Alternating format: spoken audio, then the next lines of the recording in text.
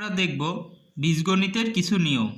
যেমন 1 নম্বরে আছে হচ্ছে a প্লাস a, তাহলে আমরা দুইটা a এখানে যোগ করলে আমাদের হবে হচ্ছে 2a। তারপর 2 নম্বরে আছে হচ্ছে a ইন্টু a, তাহলে এখানে এর উপরে কোনো পাওয়ার নাই, এখানে এর উপরে কোনো পাওয়ার নাই। আর আমরা জানি যে বীজগণিতের ক্ষেত্রে বিয়োগের ক্ষেত্রে অর্থাৎ গুণ যদি থাকে তাহলে অবশ্যই যোগ হয়, পাওয়ার যোগ হয়। যেহেতু এখানে এর উপরে কোনো পাওয়ার নাই, তাহলে আমরা এখানে মনে মনে এখানে 1 ধরবো, আর এর উপরেও পাওয়ার হচ্ছে 1 ধরবো। তাহলে দুইটা এ থেকে হচ্ছে আমরা একটা এ কমন নিব, আর এখানে পাওয়ারগুলো যোগ করে দিব, অর্থাৎ 1 যোগ 1 সমান সমান a2। 3 নম্বরে দেখি যে এখানে এর উপর পাওয়ার আছে স্কয়ার, আর এখানে এর উপর পাওয়ার আছে কিউব। তাহলে আমরা দুইটা এ থেকে একটা এ কমন নিব, আর এখানে হচ্ছে 2 যেহেতু গুণ আছে তাহলে এখানে অবশ্যই যোগ হবে, আর এখানে হচ্ছে 3 ইজিক্যাল টু a5। আমরা 4 নম্বর নিয়মটা দেখি।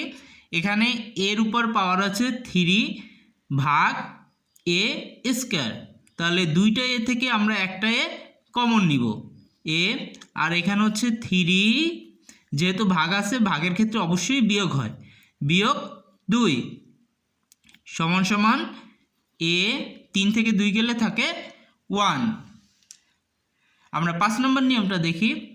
এখানেও সেম, এর উপর পাওয়ার আছে হচ্ছে 2, আর এখানে এর উপর পাওয়ার হচ্ছে 5, তাহলে আমরা দুইটা এ থেকে একটা এ কমন নিব, আর এখানে হচ্ছে 2 যেহেতু ভাগ আছে ভাগের ক্ষেত্রে অবশ্যই বিয়োগ হবে, আর এখানে হচ্ছে 5 ইজিক্যাল টু এ।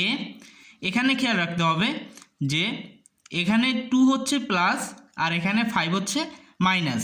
যেহেতু বর্ডার সাইন মাইনাস, অবশ্যই এখানে -3 হবে, আর এখানে বর্ডার সাইন ছিল প্লাস, আর এখানে বর্ডার সাইন ছিল মাইনাস। ছোটোটার সাইন ছিল মাইনাস, এই কারণে এখানে +1 হয়েছে, আর এখানে হচ্ছে যেহেতু বর্ডার সাইন মাইনাস, এই কারণে বর্ডার সাইন অবশ্যই মাইনাস দিতে হবে।